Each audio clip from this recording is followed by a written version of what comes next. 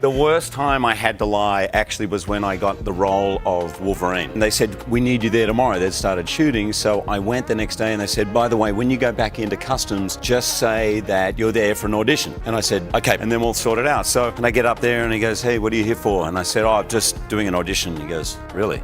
I said, yeah. And he goes, well, that's funny because you seemed to be here last week. What were you here last week for? And I'm like, sweat just pouring down. And I literally then said, no, it's not an audition. I've got the part. And he goes, go over there. I said, listen, I'm sorry. It's just I've got this part in this thing and they haven't got my visa. And he goes, what's the thing? And I said, well, it's X-Men. What?